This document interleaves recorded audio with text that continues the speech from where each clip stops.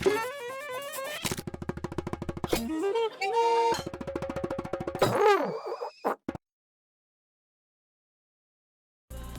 this is Lady Lex UK, and this is another video in my series where I look at the Impy Awards and also look at my Lexi Awards and decide whether or not I agree with the Impy winners and whether I'll pick something different. And in this video we're going to look at Creator of the Year. Now, I have the Lexi Awards Creator of the Year award. However, it is the Electrofawn Memorial Award, and it has a very specific focus on artists and artistic achievement, and therefore is not as open as the Creator Award for the Impies, which whoever created the Dream of the Year had a really good chance of winning Creator of the Year.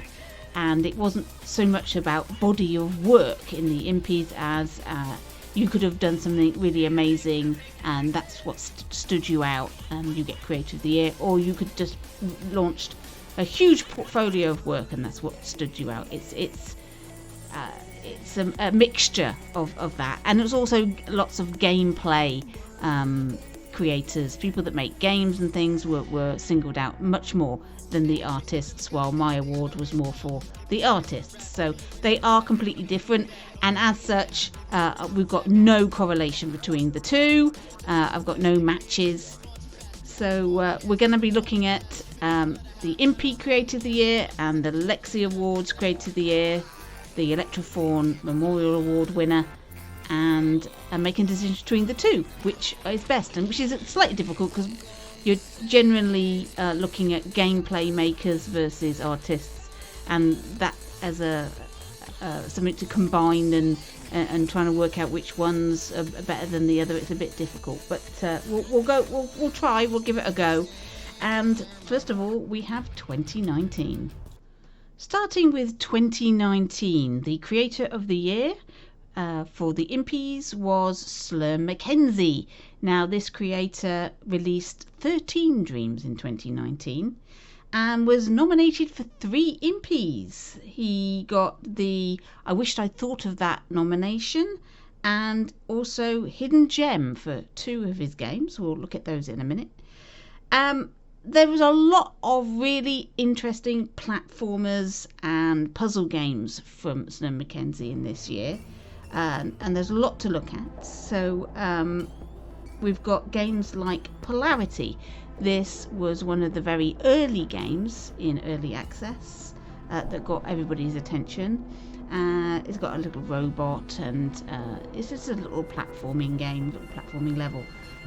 It's quite fun to play. Don't forget, early on in Dreams, people were learning the skills, learning how to make things in Dreams, how to code things in Dreams, and so games tended to be quite simplistic, and there was lots of demos and things like that. So there's Polarity, standout at the time. Also the Tomb, escape game. I really like this. It's a puzzle game. You've got an Egyptian tomb, and there's lots of Egyptian themed puzzles with hieroglyphics and mummies and things like that, and it's really well made, nice and compact, lots of little rooms that you go in and solve the puzzles, and escape. Also, we've got Alex's Nightmare. This was nominated in the innovation category of Wish I Had Thought of That award. And this uses text gadgets in an innovative way. This is rather cool. Again, sort of a platformer, puzzle-y type game. And then we have Castaway, which was a little more of an open world puzzle and an adventure with lots of really interesting landscapes. We got Shifting Islands, another puzzle platformer. This one had a mechanic where when you jump, everything shifts, and if you press jump again, everything shifts again. So you have to make sure that you time your jumps and pressing the button at the right time so that there's a platform for you to land on, because every other jump the platforms disappear. So really interesting, clever game. The hidden gem Impy and winner was Do Robots Dream of Electric Imps? This is a puzzle game where you program a robot. It's very clever and very popular with people, even though it was hidden gem. So it didn't. People obviously thought it hadn't got the attention that it deserved, and therefore it got nominated in that category. So all in all, a really good portfolio, and he actually launched a portfolio dream showing off all the things that he'd made. And so a lot of portfolios, there's lots of other games in there: Reflection, Way Home, Pew Pew Pew, Time Corruption. There's lots of other games in there that I haven't shown you, but all in all, a really great portfolio. Slim McKenzie, one of the really good early creators from early access. I picked for mine Ryan47, who is a artist creating really fun, quirky, mostly animals and cartoony style people.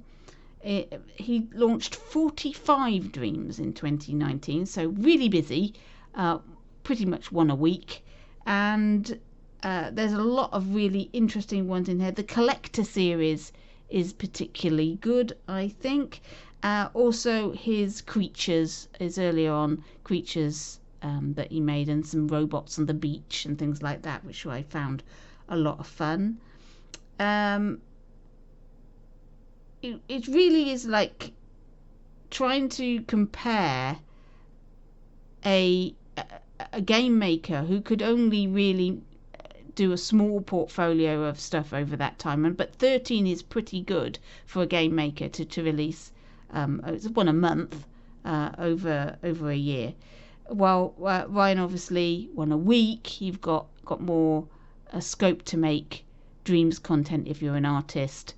You can make more stuff than the game makers. They take a lot longer to make. So we're looking at a portfolio that's much bigger. And if you like art as opposed to gameplay, you would have picked this. Like I say, the Electrophone Memorial Award is primarily for artists. I'm looking at artistic endeavours. Can be game makers as well who make really interesting artistic games. But generally it's the people that make the artwork that I'm looking at. So I've got to choose between Slim McKenzie, who made some really interesting and fun games that I enjoyed a lot, and Ryan47, who impressed me with his artwork. I think I'm going to go with Slim McKenzie. I think there was a lot of variety in what he did, and the games were really robust and well thought through and full. They weren't like demos. They were full games that you could play, be they short or longer. They were completed, and that's quite a thing for a lot of dreams creators. Put out stuff that's not quite finished, or they have an idea that they're going to do it and then they never complete it. Slim McKenzie's 2019 portfolio is mostly, if not all, completed items, so that's to be commended. So my winner for 2019 for Creator of the Year, I'm going to go with Slim McKenzie, the Impy winner. So now we'll move on to 2020, and the Impy for Creator of the Year went to Pixel Gorilla. Now, Pixel Gorilla, along with some other collaborators, made 3 dreams in 2020. Tiny Quest, Press X to Puzzle, and Lock.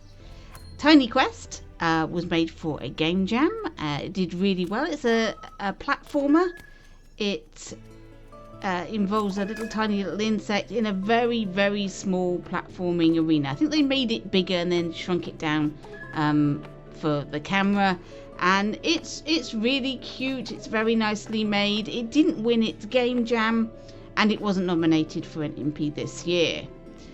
The one that was nominated was Press X to Puzzle. This game won the Impy for best gameplay. Now, why this game won better gameplay than Lock, I really don't understand. It's a very simple game. It was made for the one button game jam, and all you have to do is press the X button. That's it. There's various different screens, and you press the X button, and on we go to the next screen if you press the X button in the correct way. It's a simple game. It appealed to a lot of people. It didn't win its game jam, but it did win the Impy for best gameplay. And then thirdly, we have Lock, and we talked about this in the Dream of the Year category, and I think everybody knows by now that I think Lock is one of the best games ever made on Dreams. It is an excellent game. He made it in collaborations with a team, and it is the best escape room. If you like escape rooms, check out Lock. It is the best escape room on Dreams. By a long way. There are a few other escape rooms that you should check out, but Lock is the top of the pile there. So I totally understand. Pixel Gorilla got Creator of the Year on the basis of having 2 Impy Wins in the same year. So he got he only released 3 games. 2 of them won Impys. So you can see why Creator of the Year went to Pixel Gorilla. So for the Lexi Awards, the Creator of the Year was Insane Artist. This is a creator who makes landscape scenes and walking sims. He released 35 Dreams during the period of 2020. So if we're looking at body at work, we're comparing 35 Dreams to 3, which makes things slightly difficult. Insane Artist likes to do things with lots of mountain landscapes. Also, he's done a lot of Dreams where you've got looping walking sims where you go from one scenery through a portal to another scenery through a portal, and so on until you end up back at the beginning again. And the mountainscapes, the waterfalls, the rivers, the snow-capped peaks, and future and past. There's lots of things to look at in Insane Artist's stuff. And for sheer numbers of stuff, as an artist on Dreams, I couldn't ignore Insane Artist for my award, because a lot of the stuff that he produces is also out there in kit form. It's available for other people to use, and you see his mountains and his trees and grass-scapes and all of that used in other people's Dreams a lot. And so he's very important to Dreams, I think. Insane Artist has put a lot of really good assets into the Dreamiverse, which has made the Dreamiverse look the way it does, and therefore is very important. Pixel Gorilla, so go back to comparing the two and trying to make a decision between Insane Artist and Pixel Gorilla for Creator of the Year, created one of the best, if not the best game in Dreams, and won 2 Impys.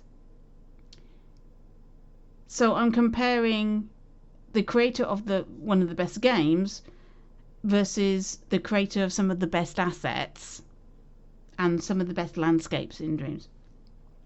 And that's a difficult decision. That's a doozy, as they say. I don't know. I think I'm going to give it to Insane Artist this time. I'm not going to go with the Impy winner. I think Pixel Gorilla made something amazing, and I'm not taking that from him. He got the Impy, and deservedly so.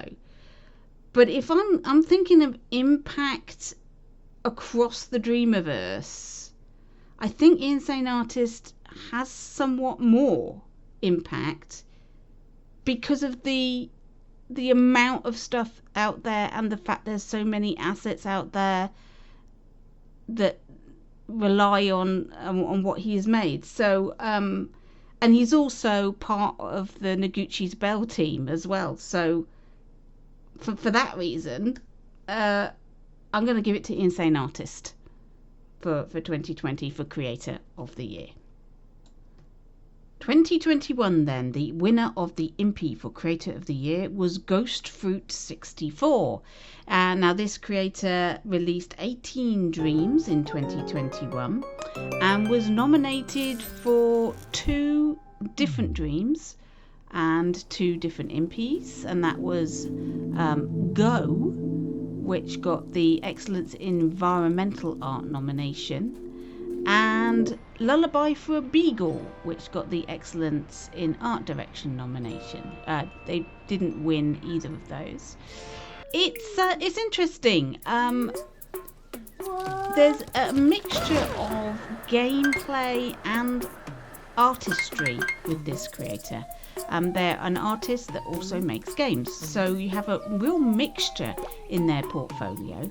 Some of the things that I like, Out to Launch, a arcade game where you throw I don't know if it's a pea or a bean with a spoon along a track and try and get it as far as you possibly can.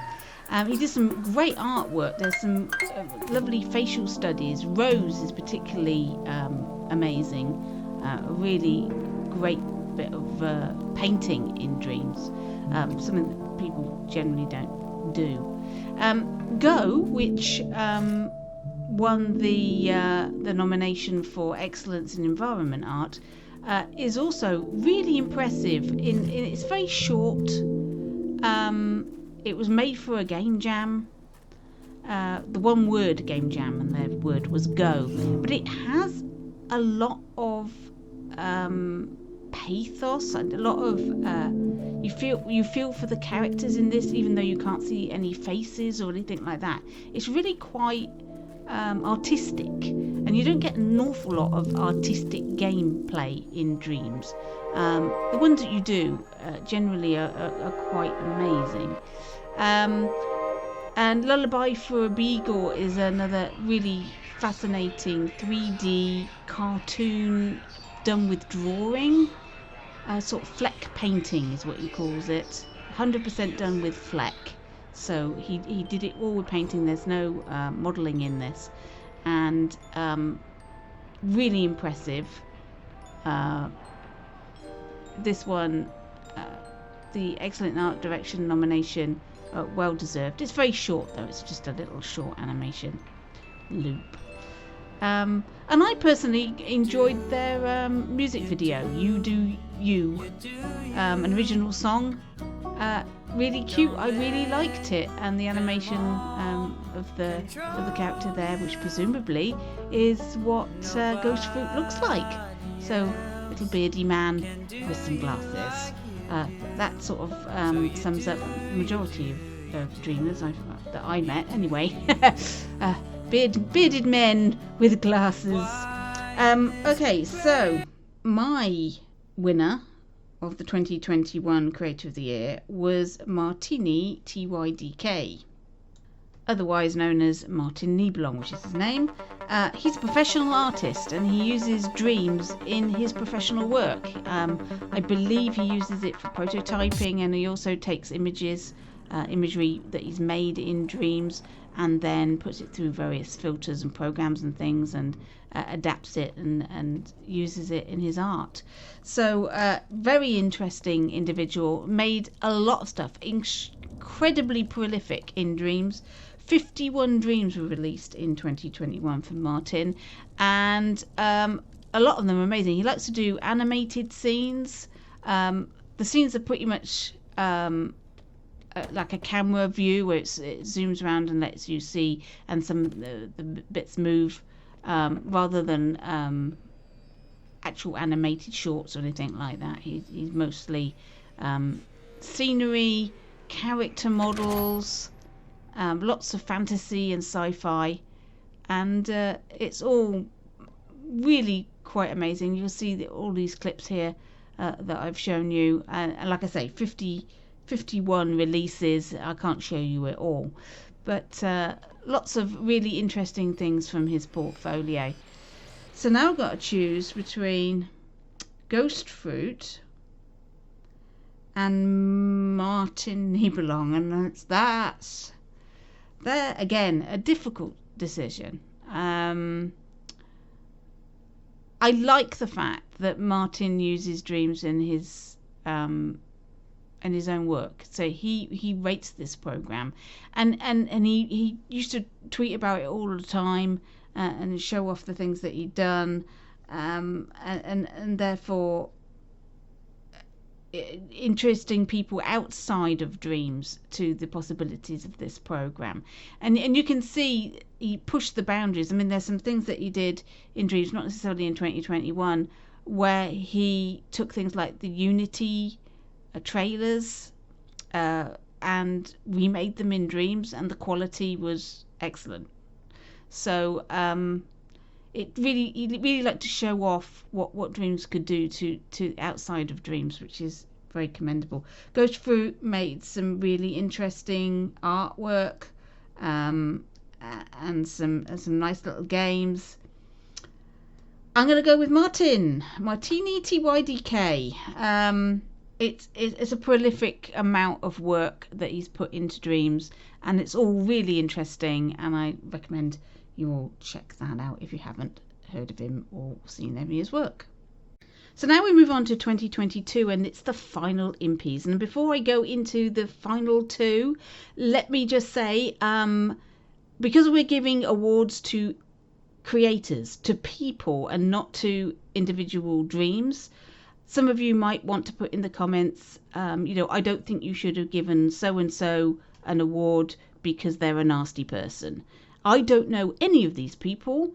I don't know any of the things that they do outside of dreams, or even the comments they make on other people's dreams. I don't really pay much attention to that. I'm only looking at the dreams themselves and the quality of those. So anything that anybody has said or done outside of dreams or inside of dreams even, I don't really know about it. I'm not paying any attention. I'm not interested. I'm only interested in the dreams. So when I'm making my decision about who I'm picking, I'm looking at the portfolio of work and nothing else. Just thought I'd like to say that, just in case people want you to put in the comments about certain individuals, in case they did something that I don't really want to know about. Right, on to 2022 then. I should have said that at the beginning, but it's only until I got to the end and I realised, hang on a minute, I am giving awards to individuals here. I better cover myself and say I don't know them. I don't know anything about them. I only know the work. Okay, so we get to 2022, and the winner of the Impy for 2022's Creator of the Year was Eupholace. Now, I've been saying Eupholace all this time, but there was an interview by Red Saikatsu, and I'm assuming he asked him how you pronounce it, and Eupholace was how it was pronounced, so that's what I'm sticking with now. And he is the creator of Trip's Voyage, which was the dream of the year in this year, and that's pretty much all he released. He released a trailer for it, a teaser trailer for it, Trip's Voyage, and something called Shed in the Woods, which is a art piece. So we're really looking at just Trip's Voyage here as the reason for him getting the Impy, and it's going to be difficult to compare a game against a portfolio of work, because never mind how good the game is, it's got to be an amazing game to beat somebody's portfolio of work. But Trip's Voyage is a very good game, and I talk about it in the Dream of the Year video if you want to check that one out if you haven't already.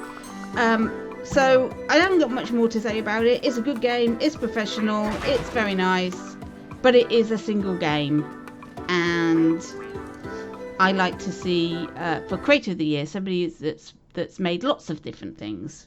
So my Lexi Award this year went to Jimmy Cultist. Now, he is the creator of a few franchises, if you like. He started off doing Godzilla stuff, but in this year he created Sammy Seal. And this is one of my favourite creations. There's 3 Sammy Seals, but this is the first one in this year. Sammy Seal, the Sky High Potato Murder. And it's got a really great art style. I love this. He's done like a cartoon style, like a comic with line drawing and flecks on top of sculpture. So you get this really interesting look and feel. And some great characters, great voiceover work. The whole thing is really well planned out. I love Sammy Seal. It's something that I think should have been nominated for an Impy, but unfortunately was disqualified because one of the characters has a cigar in his mouth, and he was asked if he would like to remove that so that he could be considered, and he chose not to because it was part of the character. I mean, he is a mafia boss, and this scar in the corner of the mouth is a classic indication of a bad guy. And so I sort of understand why he didn't want to ruin a character model, to be honest. It seems a shame that they're so picky. It's not as if he was promoting tobacco, it's just one of the characters who is a bad guy has a cigar in his mouth. Well, what can you do? He also produced things like Prime Fox Against Sky Monsters and Gods, which is sort of an arcade shooter. He also did things with Billy Cultist. I don't know if this is his brother or a friend or what it is. So, and the music by El Davissimo is also very good. He collaborates with a few really good soundtrack artists. Brawny Barnacle Bros is also a really great look. It's a pirate caper adventure with looking at treasure across various different islands and things. Also El Davissimo does the music for that. It's all very professional. It all looks really marvellous. And so we're looking at basically 16 dreams versus the one. And you got to make a decision. I'm going to say, because the quality is good on both, I'm going to give it to Jimmy Cultist because there's more to see and there's more variety. So Jimmy Cultist is my Creator of the Year for 2022. So that's it. I've gone through all of them. I hope you enjoyed seeing some of those clips there. Maybe you had a different idea about who should have won. Maybe people that weren't even nominated for Impys or were nominated and didn't win it. So let me know in the comments what you thought, who you would have picked for your favourites for each year. Sometimes it's quite difficult to remember what people did in each particular year, because you might have a favourite creator and you think, oh yeah, they should have won it, but for which year? Is it the year where they made their best game, or is it the year when they made the most stuff? So it's not that easy when you actually go back and have a look and see. So let me know what you thought, and there'll be another one of these in the next 2 weeks. Thanks for watching, and I'll catch you in your dreams.